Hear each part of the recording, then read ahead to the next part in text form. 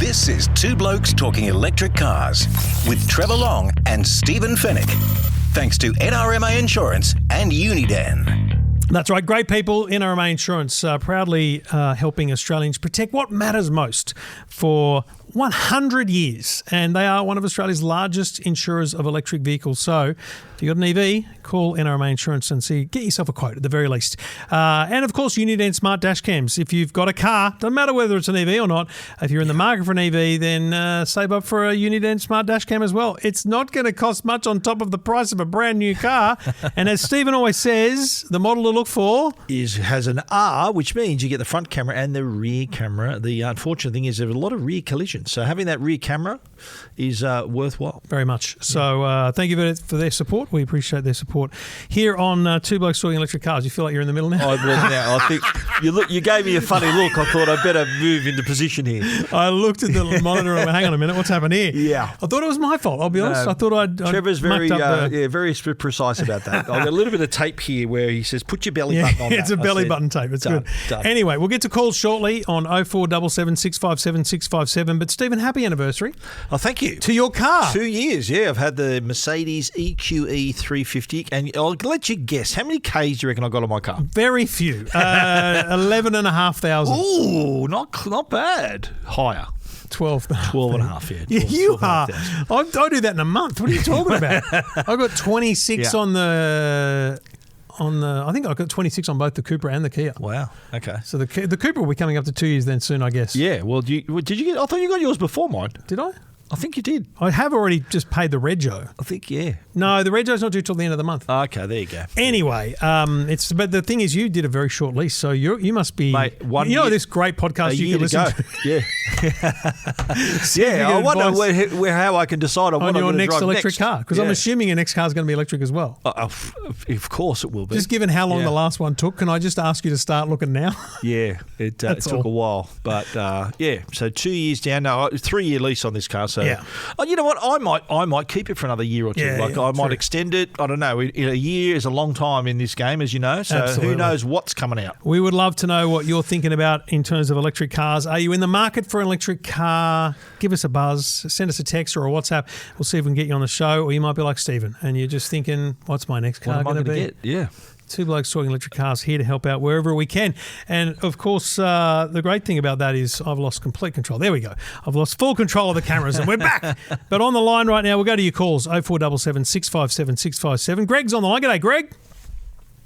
Yeah, hi guys. How are you? Mate, great to have you back on the show, Greg, because I think when we spoke, you were nervous about battery life in, shall we say, storage. So where are we at, mate?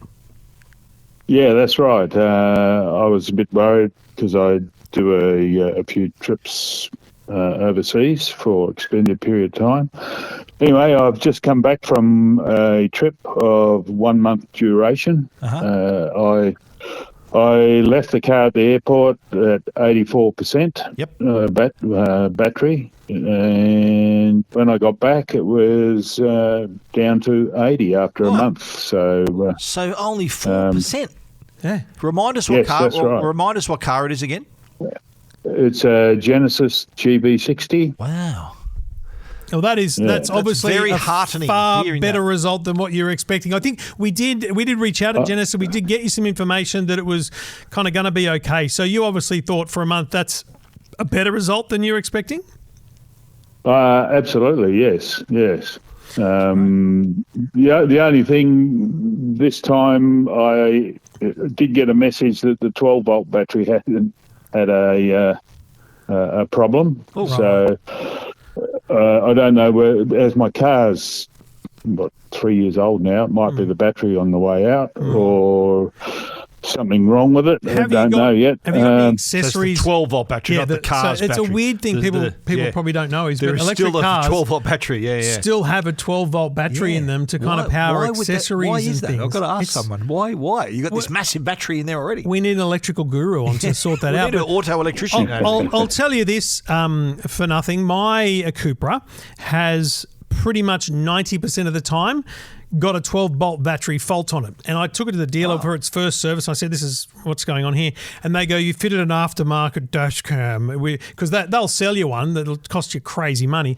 And I went, you know what? If it's the dash cam, I'm cool. Like, I'm not too worried about it. But what happens to mine is it comes and goes. So I've kind of got to the point where I'm not worried about it. So what I would say to you before you freak out and spend money on a battery is just get back into driving it again and see whether or not that rectifies it. If it doesn't, then obviously Greg, you might. Do you have a dash cam, Greg? Have you got a dash cam in your car? No, I don't, guys. Okay. We can recommend a good one. Try the Uniden dash cams, mate. It's a weird thing about electric cars. The Kia EV9 early in its launch here in Australia, there was a lot of issues with the 12-volt battery. We had it once. We were charging.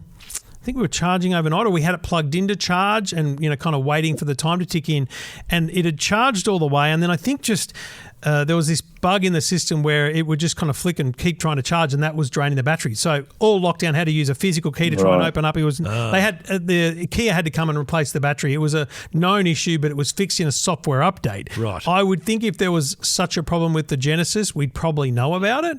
It might be worth ringing the dealer and asking. Have you?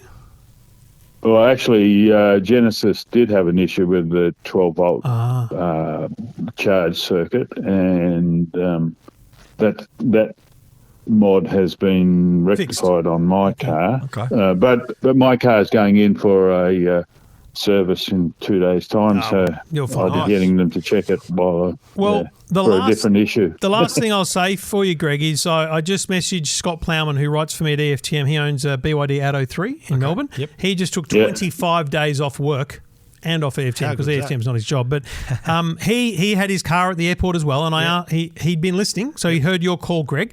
And so he checked when he left it and checked when he got back. So a BYD Atto 3, you're both in the game show here, folks. A BYD Atto 3, it was left at the airport at 78. Yep. What do you think it was after 25 days? Greg, you go first. You go first, Greg.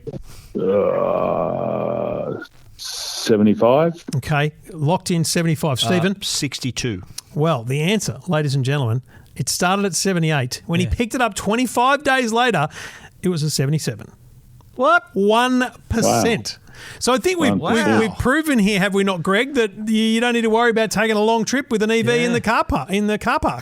Yeah, I think so, guys. Yep. Yeah. Case closed. Lovely to hear back from you, Greg. We really appreciate you coming back to us with that research. Thanks, mate. You're helping all our listeners.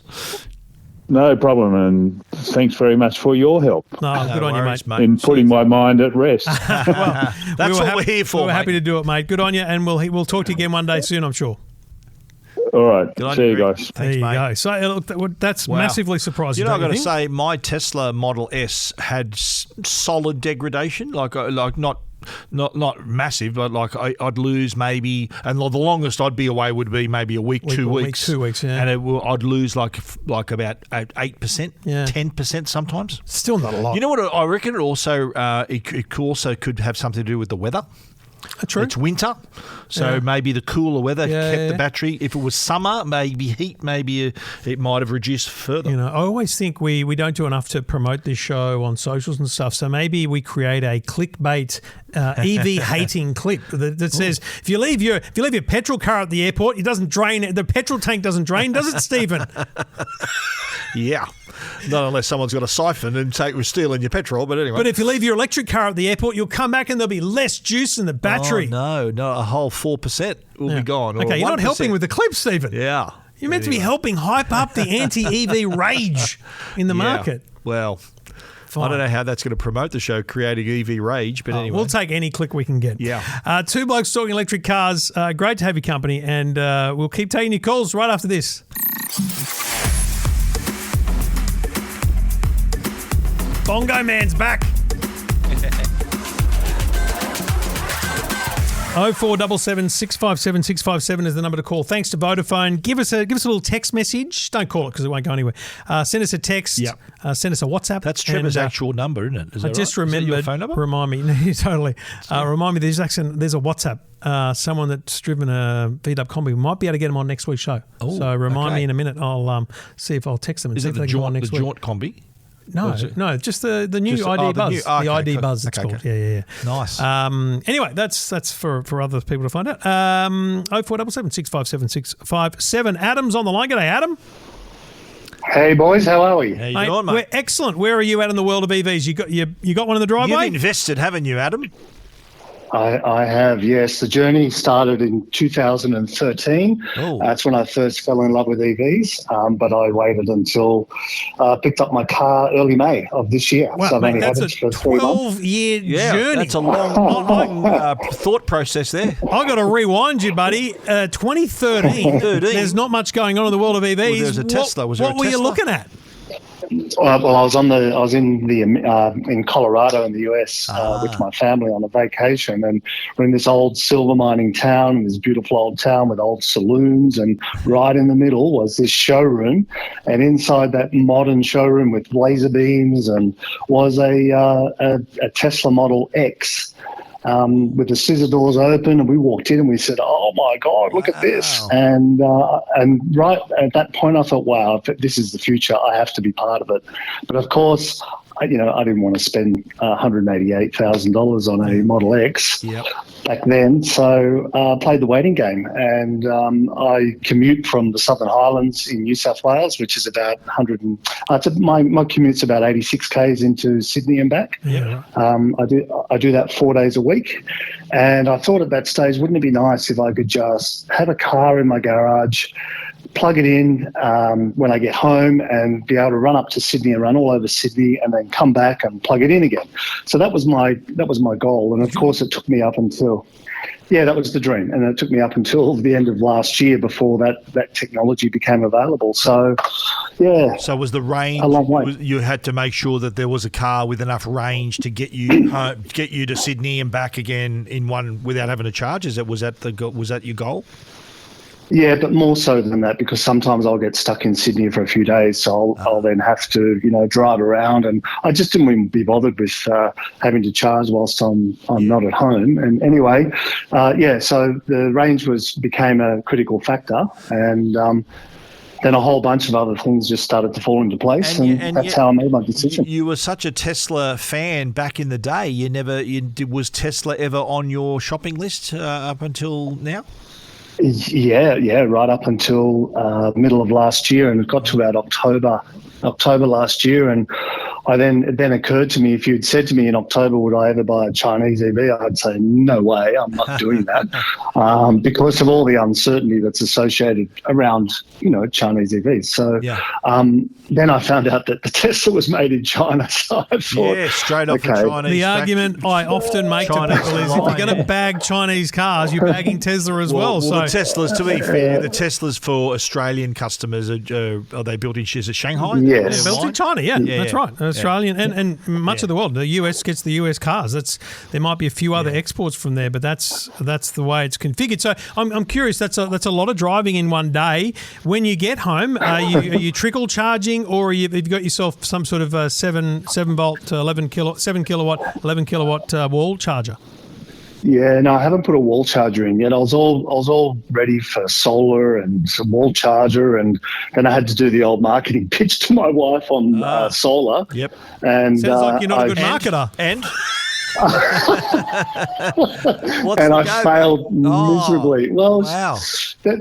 She said, "Look, I don't mind having solar, but the solar panels are ugly, and the first thing you see as you drive down through our driveway is the roof line, and that faces north." So she really started to make me push boundaries, and I started to think about, okay, what else is available? So to cut a long story short, I've got a portable 7 kilowatt charger, and that delivers me at the moment. That's delivering me 3.4 kilowatts because I've got a dedicated 15 amp plug in my garage. Okay.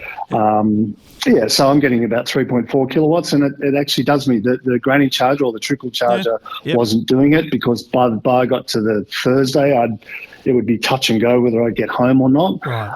But there's Pheasant's Nest is.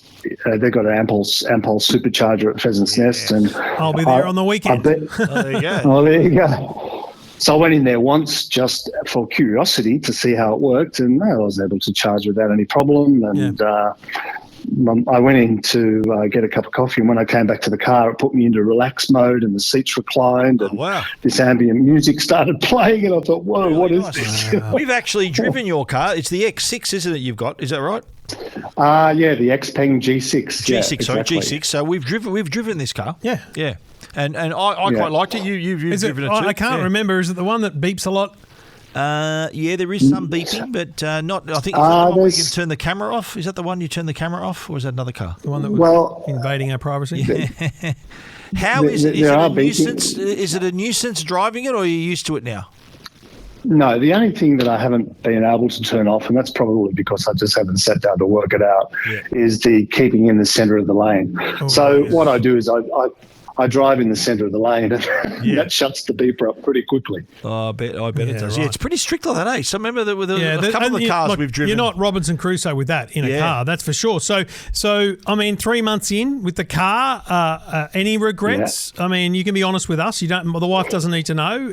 Any regrets at all? I've been binge listening to your show because it's been interesting to see the right back from episode 1 right through till now over the last 6 weeks has been that period of time, and most of the discussion have been around the Toad and BYDs and all this sort of stuff. And so I just decided to jump in. It came down between a Tesla Model Y, which is the Toad, and I thought it looked like a Toad, so I didn't want to do that. And my business partner had one, and he got rid of it after 12 months, and he's gone over to a hybrid. Yeah, really? So that's he just didn't like the car. I think it was he chose a car that he didn't like in the end, and so he's gone over to a hybrid. But it's like it came down it's between like a marriage. You got to choose something you're going to be with for a long time. Yeah. You know, you got to. I mean, choose wisely. It's a big investment. I'm curious, what other brands did you consider in that moment? Obviously, you went to yourself. You got a certain budget in mind. What else came into consideration for you? Well, apart from the Tesla Model Y, Yeah, sure. I was interested in the Zeekr, but that wasn't out on it. I placed my order on the 31st of December. Happy and the Zeekr wasn't available. So it boiled down to 3 cars. It was the Sealion 7. Yep. And based on the conversation that you had, you had a conversation with Danny about 3 weeks ago, who also lives in the Southern Highlands, and he commutes down to Goulburn. Right. And thank God, and he's got a Sealion 7, I'm sure. And I'm thank God I didn't get one, because Apple CarPlay in the Xpeng is perfectly quiet. It's so good that when people phone me, they don't know I'm in my car. Wow, right. Okay, that's good. Yeah. Yeah. So, and it's wireless. And the other thing I really love about that feature is that when it's charging, it's on an air-conditioned module, so the phone won't overheat. I do like that when they do that. Just a nice little fan underneath. Keep it cool. Because when you wireless Apple CarPlay, I think I said this a couple of weeks ago, your wireless Apple CarPlay, it gets really hot. Your phone, because it's charging and transmitting this big screen picture at the same time. So it's doing a lot, and it's little things like that, and also those little things that you maybe didn't know about even before you ordered the car, like when you're sitting at a charging station, it has a relax mode. I mean, how cool is that kind of thing? That's great.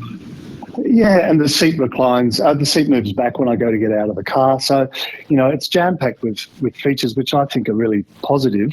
I mean, you asked me what I don't like. I don't like phantom braking, but that happens a lot with EVs. Yeah. It's a real problem. I know, happen. Yeah, I've experienced it too, but it doesn't happen that often, though. So it generally happens on like a bend in the road. Exactly. And I know which roads. Yeah. I know which bends it happens on. And there's that one person that always parks there, like at our joint when you're driving out of our area, there's this one car that parks just on the exit of the bend, but it's a legitimate parking spot. But you're like, mate, that is setting off so many cars phantom braking.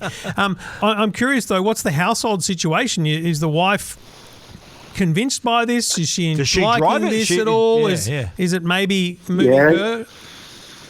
I think, I haven't asked her directly, but I think it will move her across to an EV. She said that, because I came out of an Audi Q5 and I loved that car. Wow. It was a diesel, gave me 1,000 Ks of range, and I love that car. It's super comfortable. This car is more comfortable. And she said to me, this car is more comfortable than your last car. And it shocked me coming from her, because she doesn't pay any attention to cars whatsoever. Hey, there you go. What's she driving now? What's she drive today? She's in a little Hyundai i30 hatchback. So, and she's had that car for about 5 or 6 years. So it's coming up for renewal in the next 3 or 4. Yeah, well, mate. Next week we'll get around to talking about the Kia EV3, which I think is a great alternative. It's much more expensive than a Hyundai i30, obviously, but it's a great little car, great little runabout. And I think the last thing I'd say, just to reflect on your solar panel argument, mate, your marketing skills do suck. The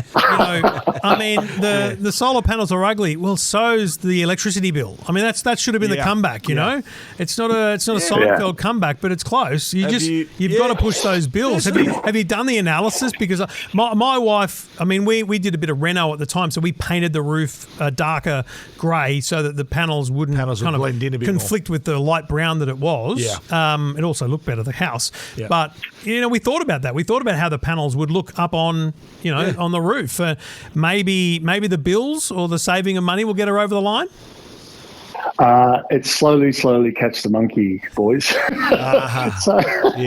Fight your battles. I'm hearing too. Exactly. So I think in time that we can put the solar panels in other parts of the roof, and that's what we'll do. Do you have a tile roof? What sort of roof do you have?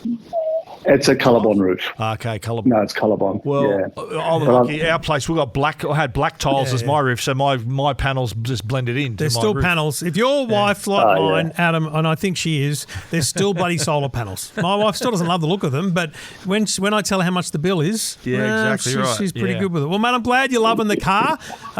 We'd love to hear from you again in any time you have feedback on the vehicle that might help other people. If you get the solar through too, mate, we'd love to know. If you ever get that past, we'd love to hear about it too, please. He'll be on his third car by the time he gets the solar approved. Well, the thing that tipped me over the edge was the 10-year warranty on the battery and a 10-year warranty on the car. I can't go wrong with this. Wow. You're absolutely right, mate. So I dived in. Yeah. Good on you, mate. Well done, mate. It's lovely to hear from you. We appreciate you getting in touch.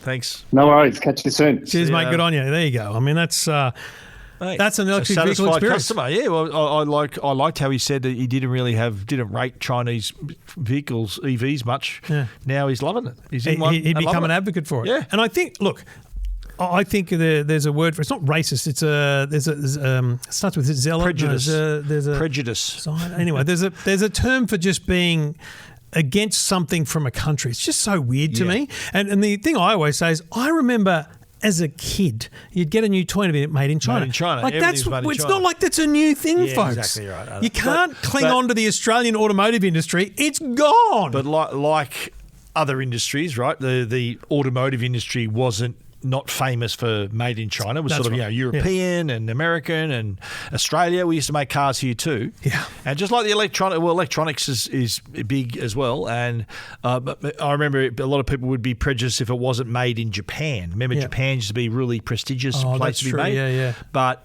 China didn't kind of have the same luster. But now we're seeing, or you heard for yourself, that they're actually making some pretty good vehicles, some EVs.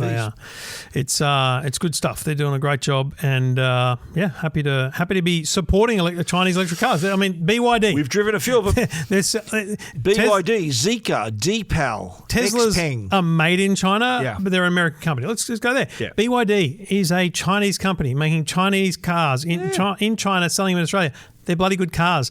Find me a BYD owner who isn't. There might be an issue. We've talked to people about sales issues, stuff like that. But the actual cars, the actual experience of driving the car and the whole range and everything, the whole experience. We haven't heard many negative thoughts about that. We'd love to hear from you. 0477 657 657. Get in touch anytime here on Two Blokes Talking Electric Cars.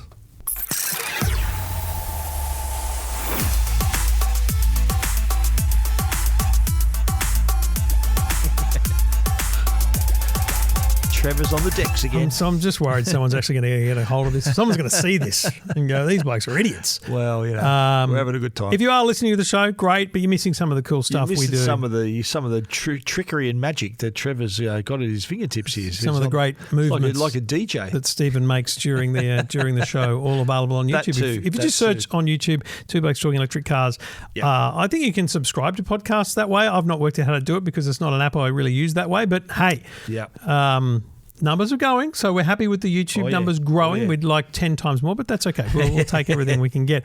But let's, in the meantime, go back to your calls, and we welcome those at any time, of course. You can send us a text or a WhatsApp, 0477 657 657. Steve's on the line. G'day, Steve. G'day, guys. How are you? Mate, awesome. Great to have you with us. Tell us about your world. You got an EV in the driveway? Yes, we have. It's in the garage, but yes, we do have an EV. We've had it since May. It's a BYD Sealion 7. Now that's nice the one. Fully electric one? Full electric, yep. It is, yes. The 6 was the first one to come out, hybrid. Yep. I would argue the 6, with respect to anyone that bought one, the 6 has aged. Its look has aged very quickly. Brilliant. Given the 7 is now out, and it's this beautifully sleek-looking kind of fastback my SUV brother test drove it the other day. Really? Sealion 7, yeah. There you go. Yeah. So, mate, what drew you to the Sealion? Sure. Friends of ours bought an Atto 3 probably about 3 years ago and invited me to go along when he had his test drive. And I got the opportunity to drive the car. An EV wasn't high on our list of needs at the time, but I was impressed, and it got me thinking about where do we move on as both my wife and I were progressing towards age pension situation and all the dynamics that come in as far as financials and everything else.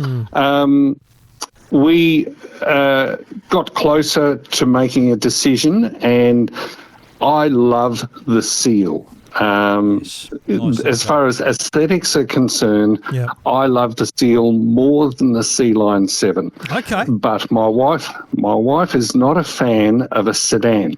And also the Seal boot access didn't suit her for her hobbies. She's into sewing and carries her sewing machines, etc.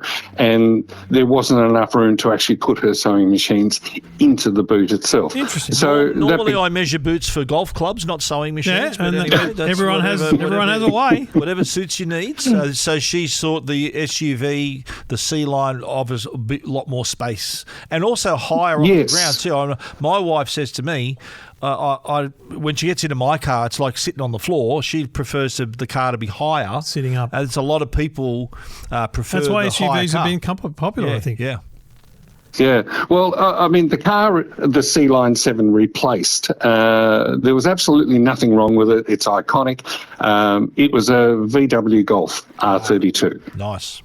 Okay. Yeah. It's been the pride and joy of the family, but for both my wife and I, it was difficult to get in and out of. But look, we both love the car. Nothing wrong with it, but it was just time to move on. Fortunately, our son has bought that car, so we still see quite a lot of it. Nice. We hear it more than anything else. So that's keep it in the family. That's right. You hear it. That's a crack. Yeah, that's right. So the Seal was off the list. We considered the Sealion 6, and it was my wife who actually pointed out, why are we going for one of these vehicles? And I said, well, look, there's lower maintenance, all the added benefits of an EV, etc. And I said, I think the Sealion 6, the plug-in hybrid, is going to take the range anxiety out of the equation for you, for her, because this is going to be her car. And she responded with, well, aren't we still trying to maintain an internal combustion engine? And I looked at her and I thought, you're absolutely right. Yeah. She said, I get the electric side of it, but we're still going to have to continue on this journey of maintaining the petrol engine. And I said, yeah. And she said, no, not keen. So we went and test drove. She's worked out quickly. You've still got oil changes. Yeah, exactly. Still got everything to look after there. Yeah, that's a very good point. It's true. Yeah. Absolutely. So we went and test drove the Sealion 7, and I drove it away from the yard, and then after about 10 minutes I handed it over to her. Look, there was absolutely no complaints from her. She enjoyed the drive. She liked the look of the vehicle, the size. Interestingly enough, the wheelbase on the Sealion 7 is longer than our Volkswagen Touareg, which sits in the driveway, because we need that to tow our caravan. So when I measured up the garage to fit the Sealion 7 in, I was astounded at the actual overall size that this car was going to present to us. But we can fit it in. There's no problems. It just became quite a surprise. And you towed having owned the car. You towed the caravan with the Sealion 7? No, you do that with the Touareg. No, with the Touareg. The Sealion 7 is now our... it's our urban assault vehicle. It goes shopping, it goes to the restaurants, it does all that sort of thing. Blue team, urban assault, take the Sealion. That's it. Now, having owned the car since May, and we had to make a decision pretty quickly because the rebates and the window for the rebates here in Western Australia were closing. We needed to make sure we could order a car, get it here before the cut-off date in, I've forgotten now. June, I think. June, and we did. We made it by 3 days. So that was... Nice. It wasn't going to change our decision to buy the car. We were prepared to accept that we would not get the rebate back, we did. So happy days. Steve, can I ask, what's your charging situation? How you charge? Trickle charger? You got a wall charger? What's the go? We now have a wall charger. I've gone a little bit different to a lot of other people. Look, I'm a big Victron fan because we have Victron equipment in the caravan. I went with the Victron wall charger, and I made a mistake. After we bought the charger and we had it installed, I then realised that the charger alone is not going to communicate with our inverter in order to harvest the excess solar. I need to buy another unit, a Victron unit, which is going to communicate between the two. Now, that's easy enough. But it's about another $600, $700 to buy it and then installation. And I just figured at the time, look, we don't need that extra unit because we're home now, we're pensioners, so we can just go out and turn the thing on and be done with it. Yeah, exactly right. Exactly. So it worked out well. The price of the Victron unit itself is relatively cheap compared to everything else on the market. We bought a 7-metre Cat2 to Cat2 cable, so that's what's needed with the Victron unit. And given the electrical construction of our house, it's single phase. We do have solar, but at the time the house was built, which is late 90s, the switchboard is of a standard which allows us to actually garnish 32 amp from the circuit. Nice. So in real terms, we're getting about 6.6 to 6.9 kilowatts per hour pumping into the car. And for us, that is just perfect. We don't need to go over to 3-phase for that. I'm just curious, though, now thinking about your car situation. You're obviously a Volkswagen family. You got a Touareg and you had the R32. The R32 is just such a gorgeous little car. As you said, the sound of it, the feel of it, the drive of it. Do you miss it? Other than, I know you still get to see it because it's in the family, but do you miss it, or is that instant torque and that that difference of the EV resonating in some way for you as a car nut? I think I made the mental transition quite a few years ago. Because we had that car under a lease arrangement with my work when we bought it in 2008. At the end of the lease, I was prepared to get rid of it because I had something else in mind, and it was Audi and it was station wagon. It was going to be super fast. Right. And my wife said, I don't want to get rid of it. And I said, well, if we don't get rid of it, we can't move to the next level because I've got to pay for it. She said, no, we're not losing it. That car is mine. So the R32 then became a garage queen, and it only came out on special occasions, but it was my wife's car. But I loved driving it, but I had become a little bit more detached from the car. She still misses it incredibly. misses it. She's a redhead from way back, but she loves that car, loves it. But it's gone to our son, and he's starting his own little collection. So we're super happy, and it's got pride of place in his collection at the moment. Yeah, that's good. Yeah. So, Keeping it in the family. Keeping it in the family. Well, mate, real quickly before we wrap, a simple summary of the BYD. Are you happy with the choice? No regrets at this stage? No regrets from me. My wife is still hesitant. She's not a technophobe. She doesn't like a lot of the technical things, but we're working with that. But love the BYD. Absolutely. Yep. That's great news, mate. Good Steve. stuff. We love to hear it. And it's great to hear it from someone who's put their money where their mouth is, essentially. Mate, that's why we love it, mate. Thank you so much for getting in touch, Steve.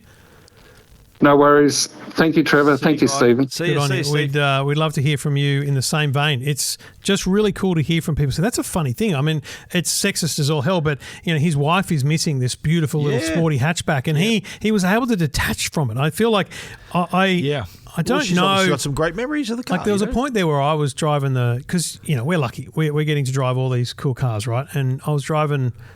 We've driven a heap of cars in recent weeks, but then I got back into the Cooper because we were a week with one car. Yep. And I got in the car and I instantly went, still love it. Yeah. And that's my favourite thing in the world. I'm back in my car this week too. I'm thinking, when you took the car that we're currently driving, I said, I've got to slum it in my own car now, do I? But I honestly thought about it. I thought, I've got a couple of years left on the lease. We're all good here. Yeah. And I thought to myself, I don't think I'll get rid of this. I think I'm more likely to hang on to it, buy it out or release it or reloan it, whatever, because I just love that car so much. And I also think financially I should be a bit smarter with my life and stop spending money on cars. So if I could hold on to that for longer, maybe that's a good thing. I don't know. Yeah. But it's a beautiful thing. People do have emotional attachments to cars. Absolutely. And if you've had an emotional attachment to your new electric car, we'd love to hear from you. That's the cool thing about this show. No matter what it is, whether it's yearning for the car that you had or perhaps a new love. Embracing the new EV. A new love that's in the driveway or the garage. Was it Steve that just corrected me when I said, is it what's in the driveway? In the garage, in the garage. In the garage. I'm like, okay, sorry. Yes. Yeah, it's a very different thing. We'd love to hear from you. You can get in touch anytime you like. Send us a text or a WhatsApp 0477 657 657. It'd be great to hear from you. We'll try and get you on the show, Stephen. I think we could probably just do it all again. I think that's probably the plan. I can clear my schedule and be here for you, mate. We'll do it all again next week here on Two Blokes Talking Electric Cars.